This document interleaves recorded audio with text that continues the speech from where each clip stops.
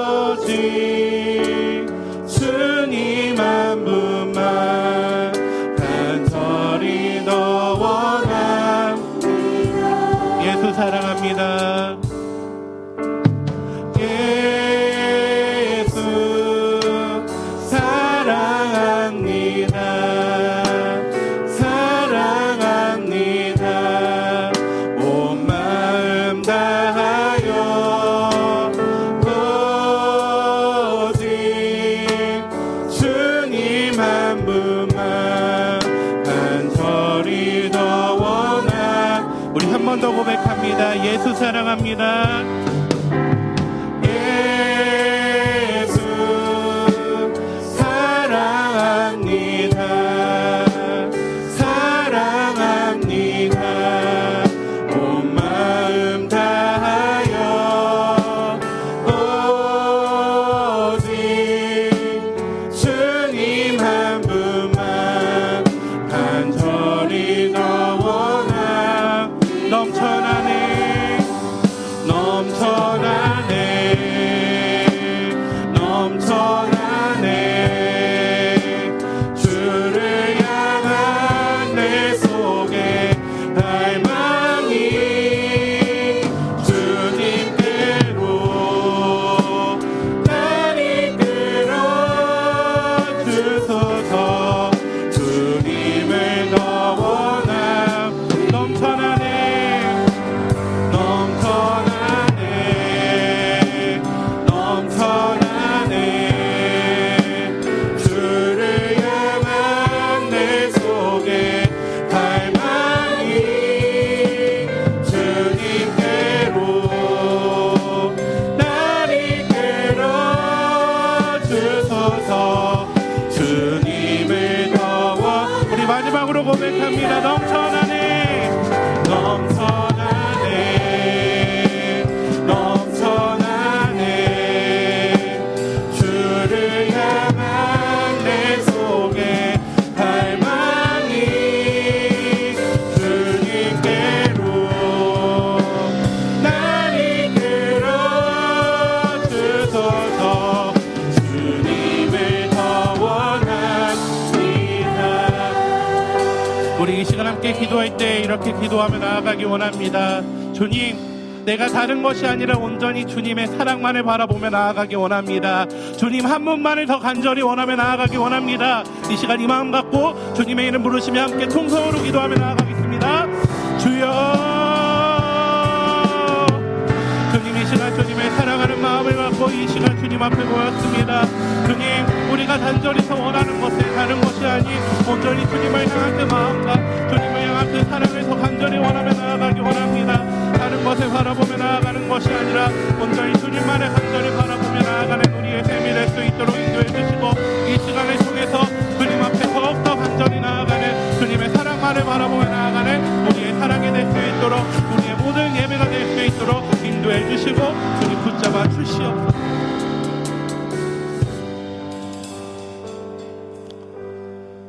할렐루야. 오늘도 새 아침이 밝았습니다. 주님의 존전에 모이신 여러분을 진심으로 사랑하고 환영하고 축복합니다. 하나님의 크고 놀라운 사랑과 은혜가 옛날에도 여러분의 삶에 또 가정과 자녀와 일터 위에 충만하게 임하시기를 주의 이름으로 축원드립니다. 이 좋은 아침, 이 복된 아침, 우리에게 주시는 하나님 말씀 같이 읽습니다. 창세기 41장. 창세기 41장, 오늘은 53절서부터 57절까지 있는 말씀을 같이 보시겠습니다. 창세기 41장 53절 말씀입니다. 애굽 땅에 7해 풍년이 그치고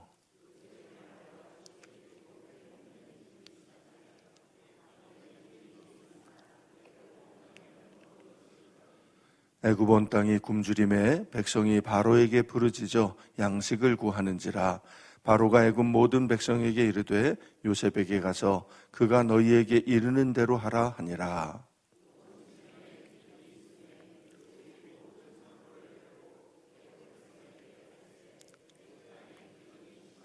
우리 같이 읽습니다. 각국 백성도 양식을 사려고 애굽으로 들어와 요셉에게 이르렀으니 기근이 온 세상에 심함이었더라. 아멘. 마이크 볼륨 좀 더 올려주도록 하세요. 우리 같이 기도하도록 하겠습니다. 하나님 감사합니다. 오늘도 이 복된 아침 귀한 새벽 저희들을 깨워주시어서 주님 앞으로 인도하여 주시사 은혜의 자리에서 천국잔치에서 나도 참여하게 하시니 진심으로 감사드립니다. 새벽 기도하면서 몸은 좀 힘들고 피곤할지라도 하나님 채워주시는 은혜가 넘쳐나오니 능히 이겨내게 될 줄로 믿습니다. 끝까지 완주하게 하여 주시옵소서. 열심히 기도하고 하나님 말씀 붙들어서 하나님의 뜻이 하늘에서 이루어진 것처럼 그 말씀이 내 삶 가운데, 내 인생 가운데, 특별히 우리 가정 가운데 이루어지게 하여 주시옵소서. 이 시간이 귀한 시간인 줄로 믿습니다. 하나님 주시는 놀라운 은혜의 기회인 줄로 믿습니다.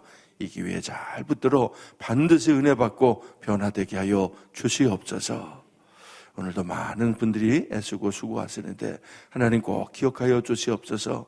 몸된 재단을 위해서, 성도들을 위해서, 가족을 위해서 애쓰고 수고하는 분들의 그 수고 하나님께서 꼭 기억하여 주시고 하늘의 복되고 아름답고 충만한 것으로 응답하여 주시옵소서. 또한 간절한 기도의 제목으로 주님 앞에 간구하는 모든 것들 꼭 응답하여 주시어서 건강을 잃어버린 분들에게 건강을 회복시켜 주시고 문제에 시달리는 분들에게 문제가 해결되게 하여 주시옵소서. 이 아침도 우리 하나님 앞에 올려드리는 귀한 예물들이 있습니다. 이 마음과 정성을 연락해 주시고 하나님 하늘의 아름답고 복되고 좋은 것들로 땅에 기름지고 충만한 것들로 응답하여 주시옵소서. 참 좋은 이 한날 오직 주님께만 의탁드리오며 거룩하신 예수님 이름으로 기도드리옵나이다. 아멘.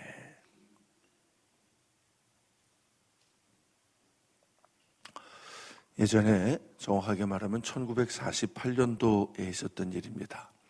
네덜란드 암스테르담에서 세계교회협의회 WCC 총회가 개최가 됐습니다.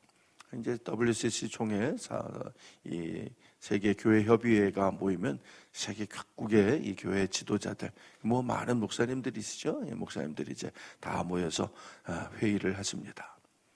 그 첫날 개회 예배가 열리는 날입니다. 그래서 다 목사님들 모여서 개회 예배를 드리려고 하는데, 이게 웬일입니까? 제단에다가 이 관이 하나가 이렇게 올라와 있는 거예요. 그리고 그 관 앞에 하얀 국화들을 이렇게 쫙 갖다 놨어요. 그러니까 헌화를 하라고 이렇게 관을 놓고 꽃을 넣은 거지. 개회 예배를 드리는데 난데없이 관이 올라와 있는 겁니다. 목사님들이 또 장로님들이 그걸 바라보면서 우리 중에 누가 돌아가셨나 보구나. 우리 회원 중에 누가 돌아가셔서 급히 이게 장례식을 치르는 모양이구나. 그래서 우리 보고 헌화하라고 하는 거구나. 이렇게 생각들을 했어요.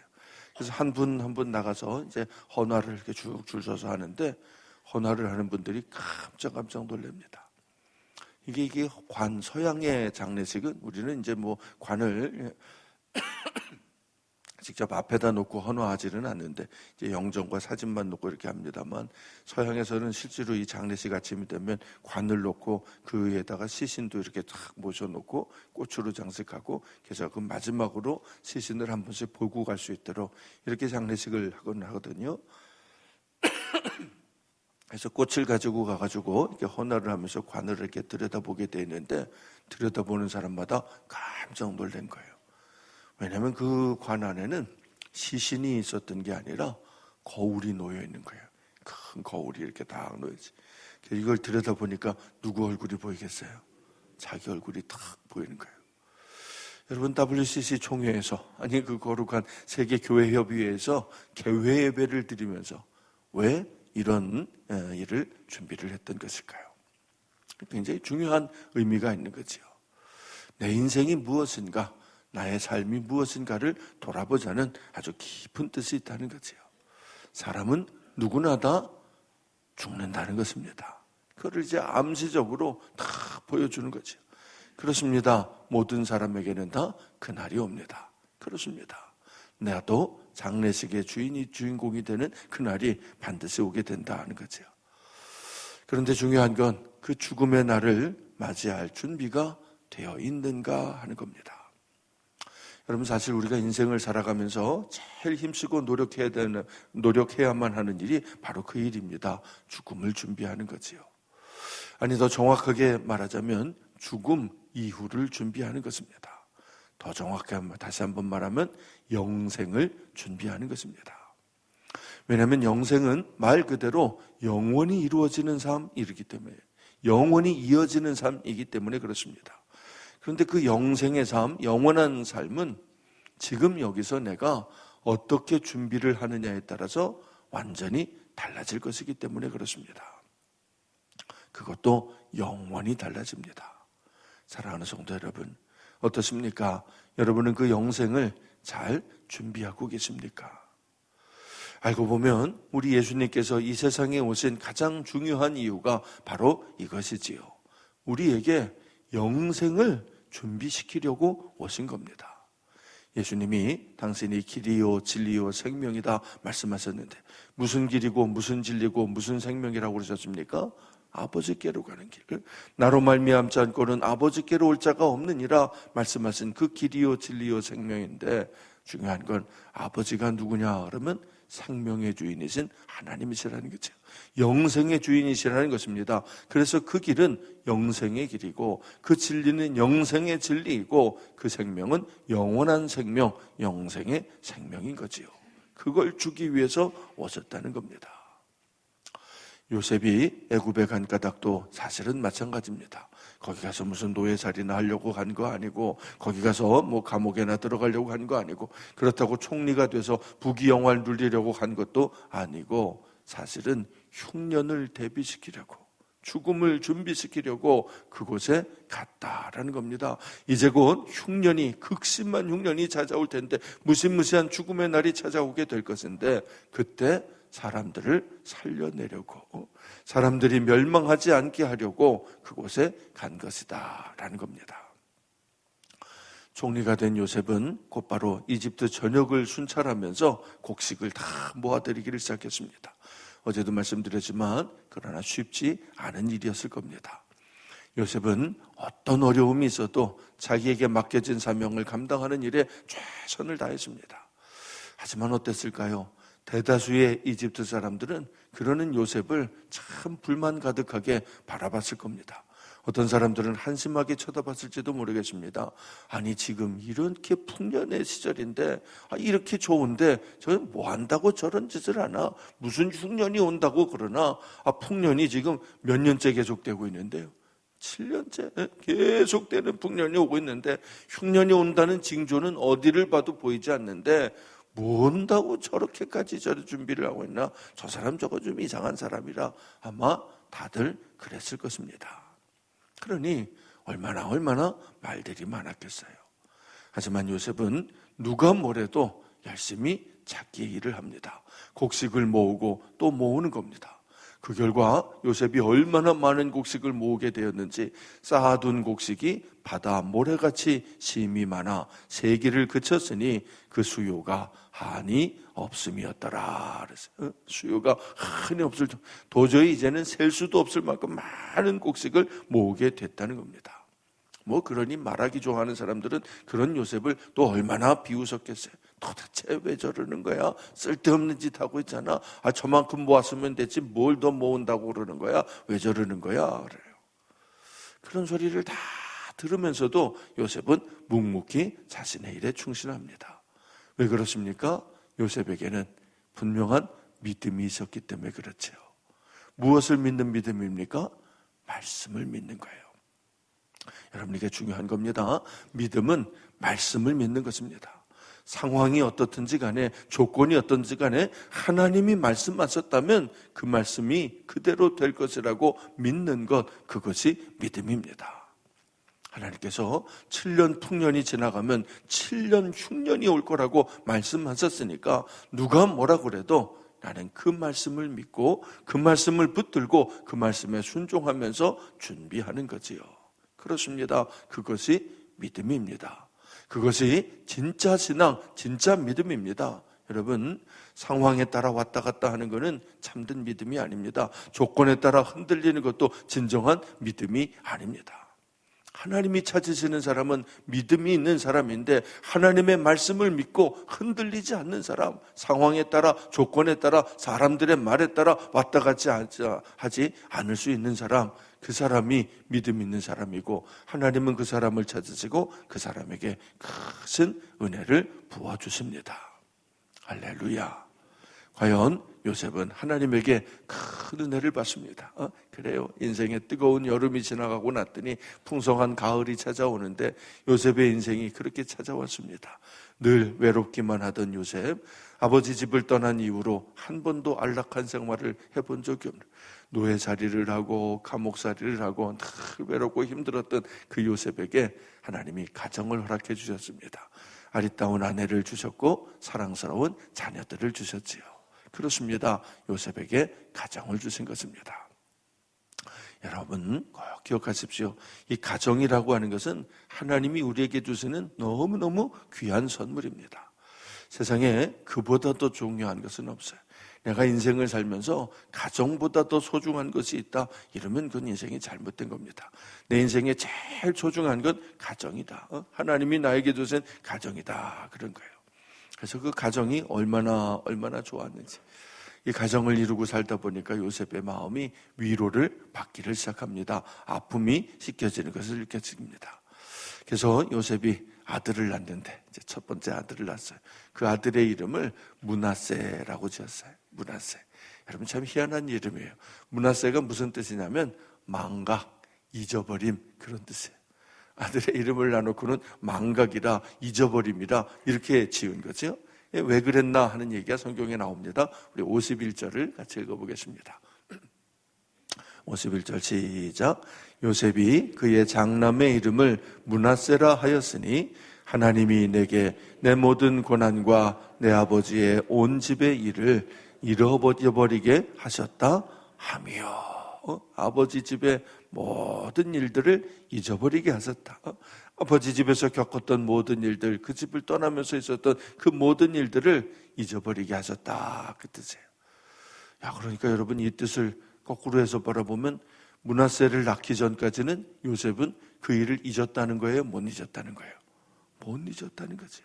그럴 수밖에 없죠. 그 큰 상처를, 그 큰 아픔을 어떻게 잊어버릴 수가 있겠습니까? 잠을 자도 자꾸만 악몽을 꾸게 되는 것이고, 아무리 그렇게 마음 먹지 않으려고 해도 분뜩분뜩 떠오르는 그 아픔들을 어찌 잊어버릴 수가 있겠습니까?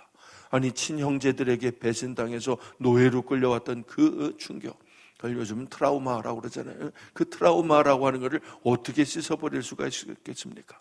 그 억울한 누명을 쓰고, 여러분 요셉처럼 깨끗한 양반이 무슨 누명을 쓴 거예요? 강간미수범이라. 세상에 얼마나 부끄러웠겠습니까? 요셉이 자기는 정말 다른 죄명도 아니고 그런 죄명을 뒤집어 썼을 때 그 상처, 그 마음 아픔은 얼마나 컸겠습니까? 그러니 그거를 잊으려야 잊을 수가 없었겠지요. 그렇습니다, 여러분. 아무리 믿음이 좋아도, 요셉이 또 얼마나 기도를 많이 하는 사람이겠습니까? 아무리 기도를 많이 해도 아픈 거는 아픈 거예요. 억울한 건 억울한 거지요. 그러나 중요한 건 요셉은 그렇다고 그래서, 내가 억울하다고 그래서, 내 마음이 아프다고 그래서 그 원한을 갚으려고 하지 않았다는 겁니다. 이게 중요해요. 아무리 억울해도, 아무리 속상해도, 그래도 성도는 그것을 하나님께 맡길 줄 아는 거예요. 원수 갚음은 하나님께 있다 그랬으니까 내가 갚으려고 하지 않고, 내가 갚아주려고 하지 아니하고 하나님께 맡겼다. 왜 그랬을까요? 그 모든 일들이 일어나는 이면에는 하나님이 계시니까. 하나님이 다 보고 계셨는데, 하나님이 다 알고 계셨는데, 그런데 가만히 계셨잖아요. 하나님이 그것을 허락하신 거 아닙니까? 하나님이 허락하시지 않았다면 절대 그런 일이 일어나지 않았을 건데, 예수님은 하나님이 허락하시지 않으면 참새 한 마리도 떨어지는 일이 없다라고 말씀하셨는데, 이 모든 일들은 하나님이 허락하신 것이다. 그렇다면 거기에는 반드시 그럴 만한 이유가 있다. 요셉은 그걸 아는 분이지요. 여러분, 그걸 깨닫는 것이 지혜입니다. 그리고 그것을 믿는 것이 믿음입니다. 물론 이해는 잘 안 되지만, 내 삶에 일어나는 일이 도저히 받아들일 수가 없는, 납득도 잘 안 되는 일이지만, 그래서 억울하지만, 그래서 답답하지만, 그럼에도 불구하고 하나님이 허락하셨다라는 생각을 가지고, 하나님이 하시는 일이라고 생각을 가지고, 하나님이 지금 나와 함께 하신다는 것을 가지고 견뎌내고 이겨내는 겁니다. 내 삶에 우연한 건 하나도 없었다는 것을 깨닫고 고백하는 거지요. 여러분, 그게 믿음입니다. 하나님을 믿고 견디는 겁니다. 말씀을 붙들고 이겨내는 것입니다. 여러분, 실제로 우리가 믿음이라 그럴 때 히브리어에서는 그걸 뭐라고 그러냐면 에무나라고 그래요. 에무나. 근데 이 에무나라고 하는 말의 뜻이 뭐냐면 견딘다, 버틴다, 그런 뜻이에요. 믿음이 있다는 건 결국 무슨 뜻이냐 그러면 견뎌내고 버텨내는 겁니다. 하나님 말씀을 믿고 다 견뎌내고 버텨내는 것, 사실은 그것이 진정한 신앙생활, 그것이 바로 진정한 믿음 생활인 거지요. 요셉은 그 믿음이 있었기 때문에 그 어려움을, 그 억울함을, 그 답답함을 견뎌내고 버텨냈던 것입니다. 참 감사한 거는 그렇게 참고 그렇게 견디려고 할 때는 하나님께서 주시는 내적인 평안함과 위로가 있다는 사실이지요. 견딜 수 없는 것을 견뎌내게 하시고, 이겨낼 수 없는 것을 이겨내게 하시고, 참을 수 없는 것을 참을 수 있도록 하시는 힘, 바로 성령님께서 공급하시는 새로운 힘이, 능력이 내 안에서 넘쳐난다는 겁니다. 그런데 그 넘쳐나는 은혜가 어디로부터 오나 그러면 제일 많이 오는 데가 가정인 거예요. 가정. 가정이 정말 귀합니다. 세상에 가정보다 귀한 건 없습니다. 하나님께서 우리에게 주신 큰 선물이 두 가지가 있는데, 하나는 가정이고 또 하나는 교회입니다. 여러분, 교회와 가정이 참 건강하면 얼마나 인생이 복된지 몰라요. 왜 그렇게 그것이 좋은 것이냐면, 여기는 세상에는 없는 기쁨이 있는 곳이니까, 세상에는 없는 사랑이 있는 곳이니까, 세상의 사랑이 아니라, 땅의 사랑이 아니라 하늘의 사랑을 맛볼 수 있고 하늘의 기쁨을 맛볼 수 있는 데가 교회고 가정이기 때문에 그래요. 세상 어디서도 그런 사랑을 줄 리가 없고 세상 어디에도 그런 기쁨은 없다라는 것입니다. 그렇습니다. 그것이 교회와 가정인데, 그래서 교회와 가정을 가리켜서 천국의 모형이라 그래요. 천국의 기쁨을, 우리가 비록 이 세상에 살지라도 하늘의 기쁨을, 천국의 기쁨을 맛볼 수 있는 곳이기 때문에 그렇습니다. 하지만 그 좋은 교회도, 그 좋은 가정도 자칫하면 천국의 모형이 아니라 지옥의 모형이 될 수도 있어요. 여러분, 참 중요합니다.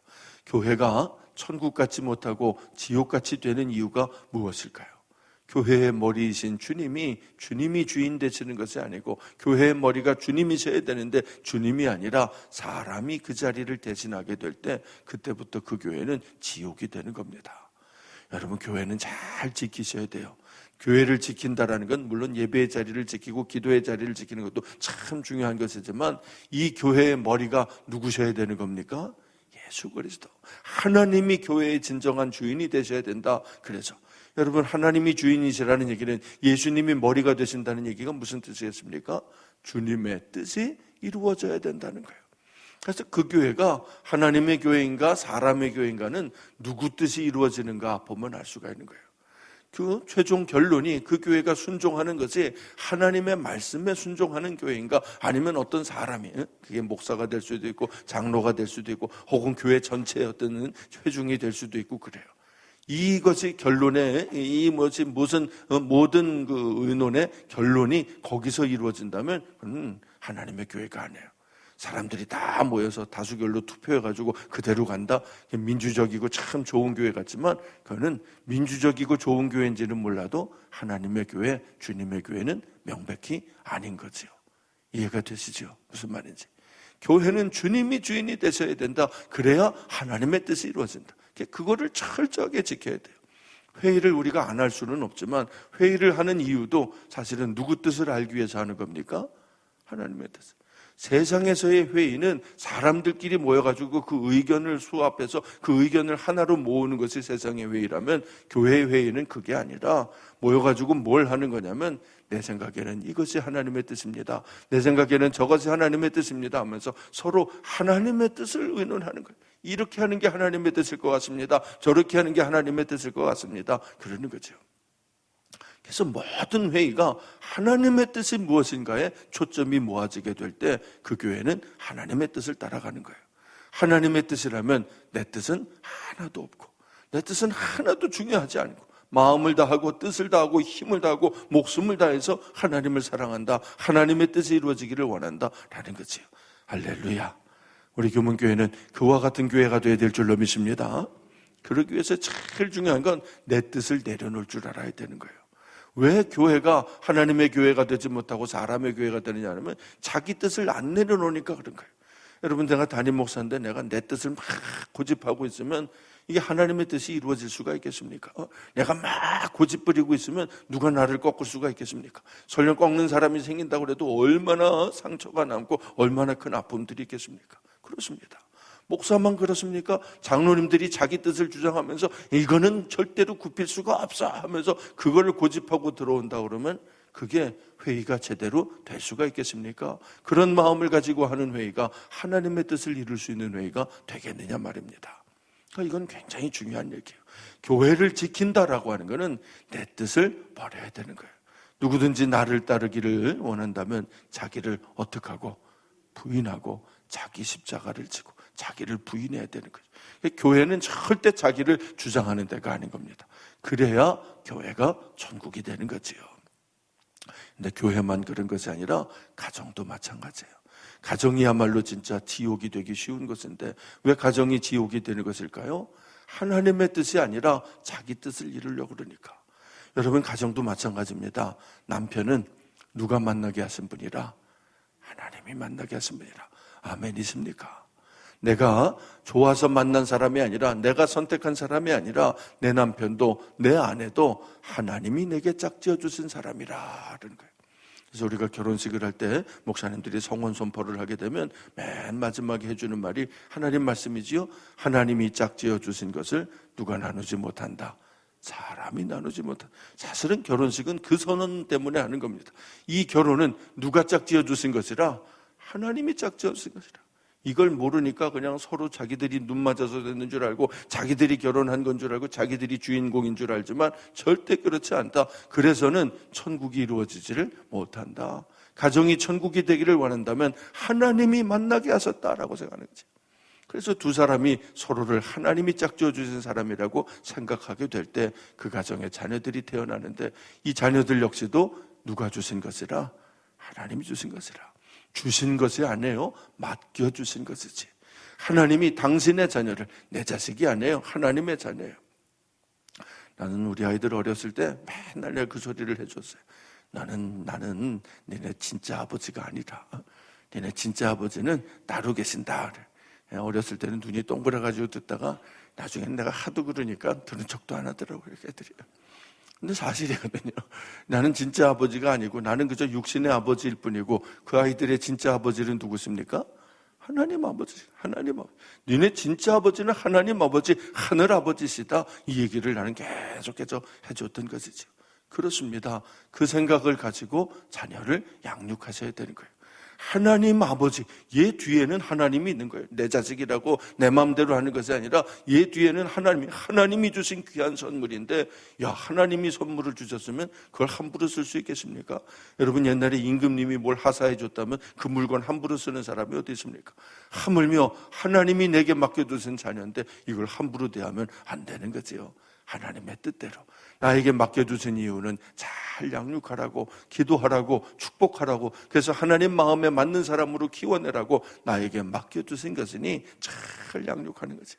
이렇게 하나님의 뜻이 이루어지는 가정이 될 때 그 가정이 천국이 되는 것이라. 이 사람도 하나님이 만나게 하신 사람이고 이 자녀들도 하나님이 내게 주신 선물이고 모든 것을 하나님 중심으로 생각할 때 하나님의 뜻이 이루어지는 가정이라는 겁니다. 요셉은 그걸 잘 알고 있잖아요. 므낫세를 낳았는데 뭐라고 얘기해요? 하나님이 내게 내 모든 고난과 내 아버지의 온 집이를 잊어버리게 하셨도다. 누가 잊어버리게 하셨다고요? 하나님이. 그게 므낫세라고 하는 이름을 지어준 거죠. 고통스러운 기억을, 아픈 기억을, 힘들었던 기억을 싹 잊을 수 있도록 해주는 겁니다. 그렇습니다. 가정은 모름지기 잊어버리는 곳이 돼야 돼요. 바깥에서 있었던 일들, 힘겨운 일들, 상처됐던 일들이 집안에 들어가서 가정에 들어가는 순간 싹 녹아서 사라져버리고 다 잊어버리게 해주는 것, 이것이 가정이라는 거죠. 둘째를 낳고는 그 이름을 에브라임이라 그랬어요. 여러분, 에브라임이라고 하는 말은 우리말로 번역하면 이제 창대하다, 번성하다 그러는데 영어 성경에 보니까 이 에브라임을 뭐라고 번역을 했냐면 더블 프루츠라고 번역을 했어요. 더블 프루츠. 두 배의 결실이라 그래. 두 배의 열매라 그래. 더블 프루츠라 그래. 이 이름을 지은 이유가 뭔가 그랬더니 자, 52절 말씀을 같이 읽어봅니다. 시작. 차남의 이름을 에브라임이라 하였으니 하나님이 나를 내가 수고한 땅에서 번성하게 하셨다 함이었더라. 하나님이 내가 수고한 땅에서 번성하게 하셨다. 그러니까 요셉이 지금 총리 대신이 되고 엄청난 변화가 있지 않았습니까? 근데 이 모든 것들이 누가 주시는 나라고? 하나님 주시는 나라고. 이걸 고백하는 거예요. 내가 여기까지 올라오느라고 얼마나 고생했는 줄 알아요? 내가 그냥 그렇게 눈치 보면서, 내가 그렇게 밤잠 안 자면서 내가 하면서 자기를 주장하는 것이 아니라 하나님이 만들어 주셨다. 하나님의 은혜 덕분에 내가 이 자리까지 오게 되었다라고 하는 것을 고백하는 거죠. 이거를 잊지 않아야 그게 참 믿음이고, 그 믿음이 있을 때 그 가정이 천국이 되는 거예요. 잊어버릴 것은 하나님의 은혜로 잊어버리게 하시고, 기억할 것은 기억하게 하시고. 그렇습니다. 고통스러운 기억들, 아픈 기억들, 힘들었던 길들은 하나님의 은혜로 다 잊어버리게 되고, 하나님이 이 모든 것들을 주셨다는 하나님에 대한 고백을, 하나님의 은혜라는 그 고백을 같이 나누게 되는 것, 이것이 진정한 가정, 복된 가정인 거죠. 할렐루야. 여러분의 가정이 그런 가정 되시기를 축원드립니다. 지금부터라도 하나님이 주인이 되셔야 돼요.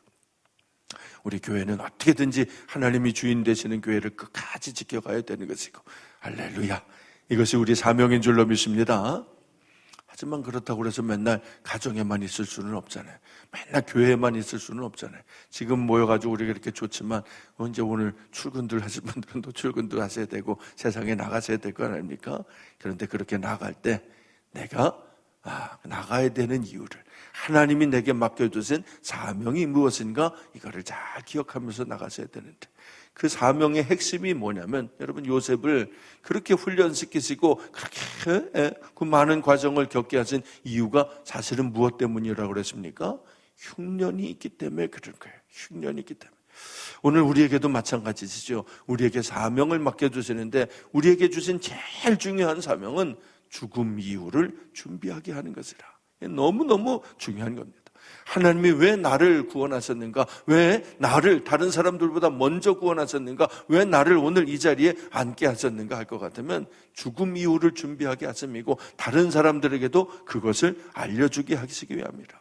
요셉이 애굽에 온 이유가 바로 그거 아닙니까? 요셉을 통해서 많은 사람들을 구원하게 하는, 흉년을 대비하게 하기 위해서, 죽을 수밖에 없는 상황에서 그들을 건져주기 위해서 요셉을 보내셨던 것처럼 나를 보내신 이유가 똑같은 이유라. 그래서 여러분, 바로가 요셉을 세우면서 요셉의 이름을, 이건 이제 이집트식 이름인데 사브낫바네아라고 그랬어요. 사브낫바네아라고 하는 말이 무슨 뜻이냐면, 하나님의 말씀으로 살리는 사람, 그런 뜻이에요. 하나님의 말씀, 굉장히 큰 의미가 있죠. 하나님의 말씀으로 세상을 살리는 사람.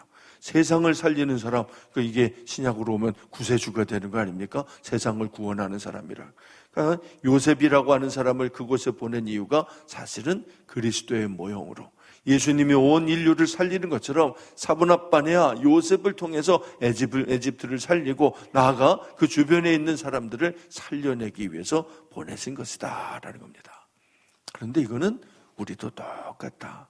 하나님이 맡기시는 사명은 우리에게도 똑같은 거지. 나를 구원하시고 나를 이 자리에 앉혀주신 것은 나를 통해서 영혼을 구원하시려고. 할렐루야. 주 예수를 믿으라. 그리하면 너와 내 집이 구원을 얻으리라. 너희는 세상의 빛이라. 너희는 세상의 소금이라 말씀하시는 이유가 바로 거기에 있는 거지요. 나를 통해서 구원의 역사가 이루어진다. 그래서 우리들은 다 누구냐 그러면 작은 예수들이라. 작은 예수들이라. 우리 큰 예수님 하늘에 계시지만 우리는 작은 예수가 되어서 예수님의 뜻이 이 땅에 이루어질 수 있도록 열심히 복음을 증거하는 사람이라. 다시 말하면 하나님이, 예수님이 누구를 통해서 일하신다? 나를 통해서. 하나님이 요셉을 통해서 역사하셨던 것처럼 우리 가정에서는 하나님이 나를 통해서, 우리 직장에서는, 우리 일터에서는 하나님이 나를 통해서, 내가 있는 그 자리에서 하나님이 나를 통해서 일하신다라는 거죠. 할렐루야. 그와 같은 작은 예수들이 되시기를 축원드립니다. 과연 7년 풍년이 끝나고 나니까 진짜 무시무시한 7년 흉년이 찾아왔습니다. 그래서 그냥 큰일 났다 그러는데 어디는 걱정이 없을까요? 이집트는 아무 걱정이 없어요. 요셉이 준비를 잘하고 있었으니까. 할렐루야. 흉년은 반드시 옵니다. 그러나 철저하게 준비하고 있으면 아무리 무서운 흉년이 찾아와도 견뎌낼 수 있습니다. 여러분, 중요한 건 이겁니다. 요셉의 시대에 불어닥친 그 흉년은 누구도 피할 수가 없는 것이었다는 거죠. 어느 누구도, 어떤 사람도 피할 수 없는 무시무시한 흉년이라는 겁니다. 그런데 이거는 우리들 모두에게도 똑같이 닥쳐옵니다. 그렇습니다. 우리에게도 그런 날이 오게 됩니다. 예전에 저희 기쁨 중에 하나는 우리 아이들 잠든 방을 열어보는 게 제일 큰 기쁨 중에 하나였어요. 새벽기도 나오려고 이렇게 나올 때 2층에 올라가서 우리 애들 방 하나씩 이렇게 열어보면 얼마나 고운하게 자고 있는지, 참 그 모습 보는 게 그렇게 흐뭇하고 기쁘고 좋아요. 축복하면서 그래, 우리 아이들 하나님 주신 귀한 자녀들 하고서, 그리고 나와서 기도하면 얼마나 더 기도도 잘 되고 그랬어요. 근데 지금은 내가 방문을 열면 누가 있을까요? 없을까요? 어느 틈에 보니까 우리 아이들 내품 다 떠나고 없는 거죠. 이런 날이 오는 거예요. 그나마 그래도 내 옆에 내 아내가 있기는 한데 언제까지 있을까요, 여러분? 결혼식 주례를 할 때마다 그걸 이제 우리 혼인 서약을 하면서 그 얘기를 하는데, 하나님의 거룩한 명령에 따라 죽음이 우리를 나눌 때까지, 이게 조건인 거지. 그런 날이 올까요, 안 올까요? 내가 먼저 갈지 우리 집 사람이 먼저 갈지 모르지만 언젠가 오겠지. 뭐 언젠가도 아닌 거예요. 머리 벌써 하얘진 거 봐요. 얼마 안 남았지. 이제 곧 오게 되는 거죠. 이거는 피할 수가 없다. 내가 아무리 열심히 기도해도, 내가 아무리 하나님 앞에 매달려도 이 문제는 피할 수가 없는 거죠. 요셉이 아무리 기도를 열심히 하고 요셉이 아무리 부르짖어도 흉년이 오는 거는, 이거는 어쩔 수가 없는 겁니다. 그러니까 이거는 바꿀 수 있는 것이 아니라 준비해야 되는 거예요. 준비하는 것. 영생의 날을 준비하는 것, 죽음 이후를 준비하는 것, 이것이 제일 중요한 것인데, 이건 어디에도 안 가르쳐 주니까. 아무리 좋은 학교 나왔다고 해도 죽음 이후를 준비시켜주는 학교가 어디 있습니까? 아무리 좋은 일을 한다고 해도, 아무리 대단한 가르침이 있다고 해도 이건 없어요. 이건 오직 하나님의 말씀 안에만 있는 거니까. 이건 오직 믿음으로만 준비할 수 있는 것이니까 그 믿음으로 잘 준비하시기를.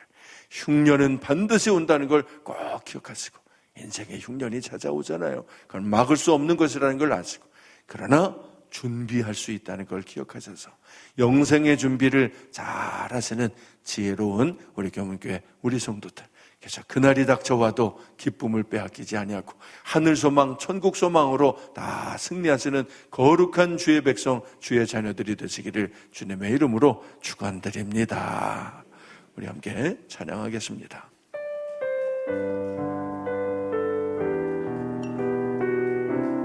내 인생 여정 끝내요.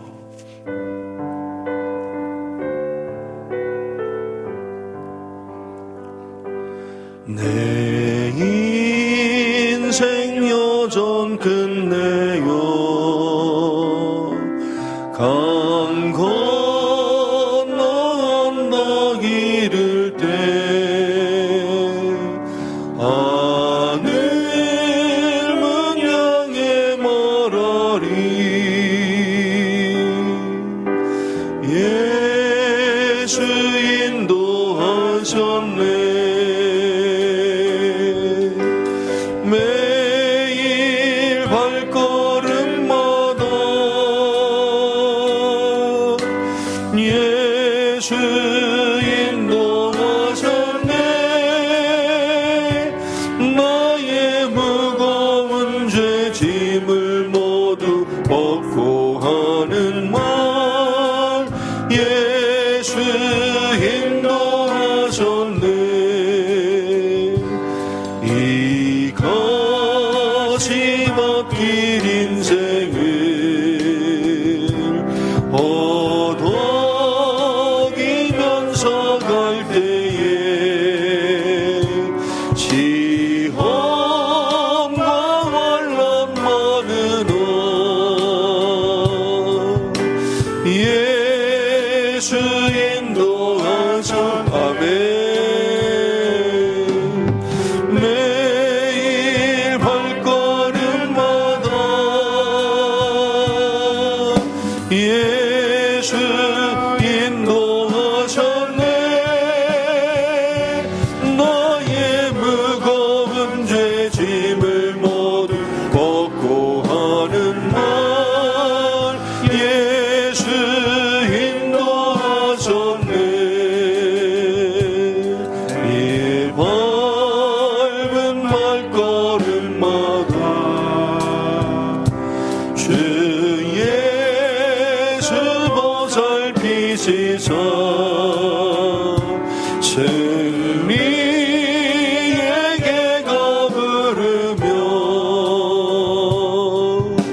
주를 찬송하리라. 매일 발걸음마다 예수 인도하셨네. 너의 무거운 죄짐을 모두 벗고 하는 말 예수 인도하셨네. 할렐루야. 여러분 다 아멘이시지요? 매일 발걸음마다 누가 인도하셨네? 예수 인도하셨네. 오늘 새벽기도 이 자리도 누가 인도하셨네? 예수님. 아유, 내가 여기 오느라고 그냥 오늘 아침에 일어날 때 얼마나 힘들었는데, 내가 얼마나 피곤했는데, 아유, 내가 진짜 정말 얼마나 굳은 결심, 내가 왔는데. 그러시는 분 한 분도 안 계시지요? 그렇습니다. 하나님의 은혜로 나 같은 죄인이 이 거룩한 천국잔치에 이 귀한 시간에 나와 있으니 얼마나 감사한가. 내가 만나는 모든 사람들이 누가 만나게 하신 사람들이라. 하나님, 물론 마귀 역사하는 사람들도 있어요. 사탄이 와서 붙여준 사람들도 있어요. 이거 구분 잘 하셔야 되지만, 그러나 하나님이 보내신 사람들이라는 것이 깨달아질 때는 하나님의 뜻 가운데 잘 섬겨야 돼요. 여러분, 저는 제가 교문교회를 오게 된 게 하나님의 은혜라고 믿습니다. 근데 저만 그럴까요? 우리 부목사님들도 다 마찬가지고, 여러분들 한 분 한 분도 다 마찬가지고. 그래서 때로는 내가 인사권이라는 걸 손에 쥐고, 야, 저 그냥 잘라버려야지, 그냥, 아유, 저 그냥 그만 나오게 해야지, 이런 생각이 들 때도 있어요, 정말은. 근데 그러면 안 돼요. 그때마다 하나님 앞에 와서, 아니라 이거는 하나님의 권한이지, 하나님이 나를 통해서 하시는 일이지, 내가 내 마음대로 휘두르는 내 칼이 아니라 하는 거지. 절대 그렇게 생각하시면 안 돼요. 여러분도 다 마찬가지입니다. 내 남편인데, 아우, 내가 저 인간을 왜 만나? 이제 그만 만나, 이제 헤어져. 이렇게 하시면 안 되고, 하나님 앞에 와서 기도하시면서 어떻게든지 그 가정이 천국 될 수 있도록 변화시켜놔야지. 내가 어쩌다가 저걸 나가지고 내가, 아유, 내가 이제 왼수야. 자식이 아니라 왼수. 이러고 살지 마시고, 하나님 주신 귀한 선물이라. 힘들어도 어려워도 요셉이 그 과정을 견뎌내면서 마침내 하나님의 은혜를 이루어 가듯이, 요셉 한 사람을 통해서 이집트 전체가 다 변화되는 역사, 이집트뿐입니까? 그 지역 전부가 다 변화되는 귀한 역사를 이루었던 것처럼. 할렐루야. 그렇습니다. 이 날이 와요. 내 인생 여정 끝내요. 강 건너 언덕, 요단강 건너 그 언덕에 이를 때 하늘문을 향해서 내가 말할 수 있기를, 누가 인도하셨네? 예수 인도하셨네. 주님 덕분에 내가 여기까지 왔구나. 내가 잘나서 여기 온 것이 아니라, 내가 애써서 온 것이 아니라 하나님의 은혜로 온 것이라. 그리고 그 하나님의 은혜로 내가 사명 감당하는 것이니, 이 가시밭길 인생을 허덕이면서 갈 때 시험과 환난 많으나 누가 인도하시니까? 예수님. 사망의 음침한 골짜기를 다닐지라도 해를 두려워하지 아니할 것은 주께서 나와 함께 하십니다. 꼭 승리하시는, 죽음 이후까지도 꼭 승리하셔서 저 하늘문을 위해서, 저는 꼭 제 소원 중에 하나가 하늘나라 가가지고 우리 교문교회 동문회 한번 하는 거예요. 천국 가가지고 다 그 동문회 때 빠지는 분들 없기를 바랍니다. 한 사람도 빠지지 말고 다 모여서 리유니온 다시 한번 만나가지고 하나님께 감사하는 그 귀한 자리가 꼭 있기를 바라는데, 꼭 함께 하시기 바랍니다. 우리 양손을 가슴에 얹고, 하나님, 이 찬양, 이 고백, 내 찬양, 내 고백, 우리 가정, 우리 교회 찬양 되게 하여 주시옵소서. 찬양 기도합니다.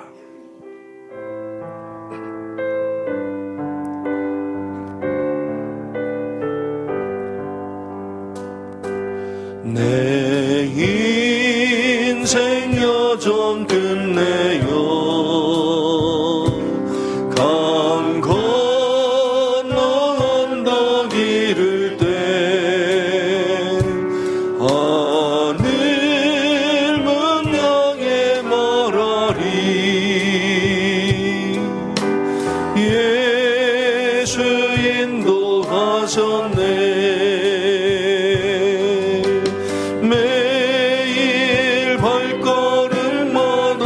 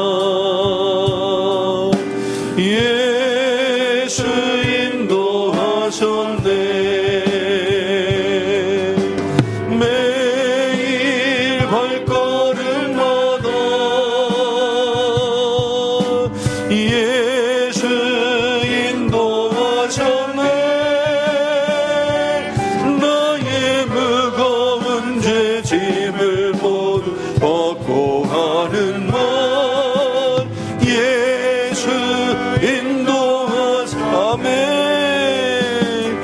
내 밝은 발걸음마다